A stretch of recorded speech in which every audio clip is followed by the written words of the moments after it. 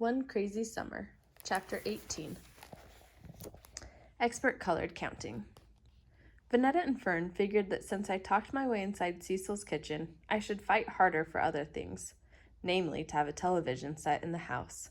It was bad enough knowing our California vacation wasn't much to hang a back-to-school essay on. There were no Disneyland rides to write about, no Hollywood movie stars in the Safeway store to sign autographs, no surfing at the beach or shaking peaches or plums from fruit trees in the backyard.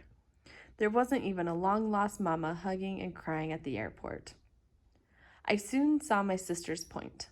The least we could have was a television set, cartoons on Sundays, funny shows after dinner, the evening news and true crime shows for me, and of course, the Mike Douglas show 5 days a week because Mike Douglas always had Negro performers on his variety show.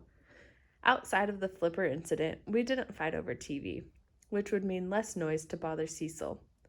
If she bought a portable TV set, we would put it in our room and she wouldn't have to see us for hours. Then it would feel like a real vacation, watching hours and hours of Get Smart and the FBI without Big Ma making us turn off the set. Once again, I found my calm, steady voice and brought our demands to Cecil at our next sit-down dinner. That's what protesters did. They brought their protest songs and their demands to the establishment, because the establishment was in control. The establishment was someone over 30 years old who had the power. I didn't know Cecil's exact age, but she had to be over 30. That, plus her holding on to the money Pa had given us, had made Cecil the establishment.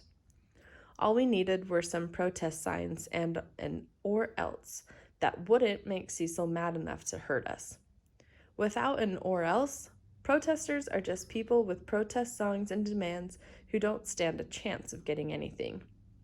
The only things Cecil seemed to care about were her poems and her peace and quiet. The only thing we seemed to care about was our television set.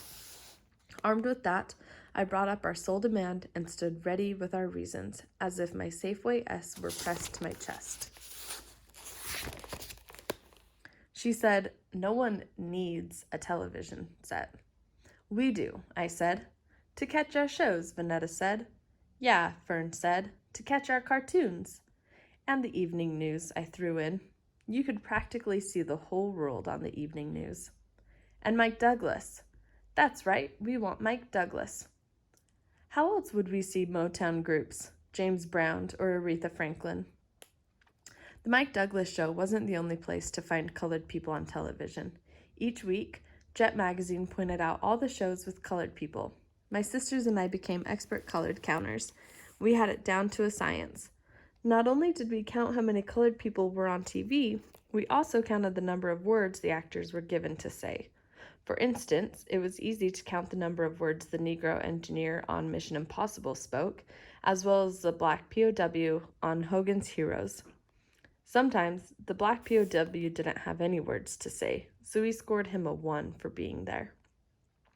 We counted how many times Lieutenant Uhura hailed the frequency on Star Trek. We'd even take turns being her, although Big Ma would have never let us wear a mini dress or space boots. But then there was I Spy, and all three of us together couldn't count every word Bill Cosby said.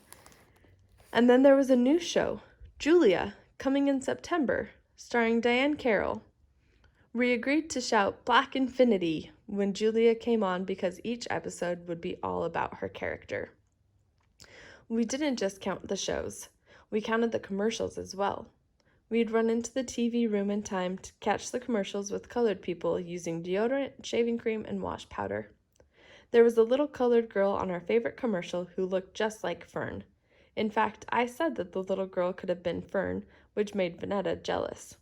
In the commercial, the little girl took a bite of buttered bread and said, "Gee, Ma, this is the best butter I ever ate."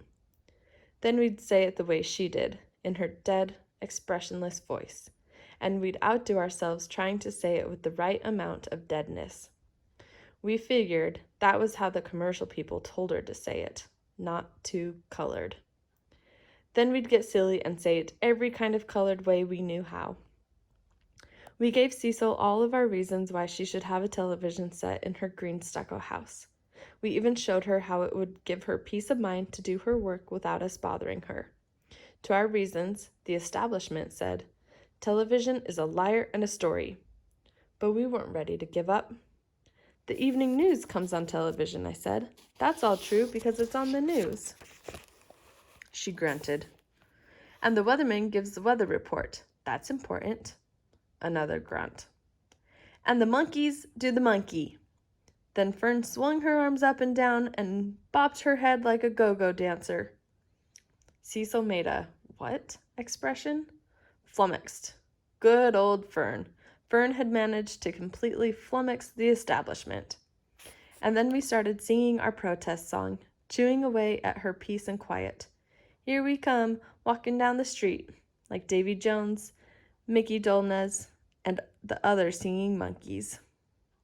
The next day, we came back from the center. We found a radio in our room, the cord wrapped around its plastic body. It was, sure enough, left by the garbage dump's second-hand radio.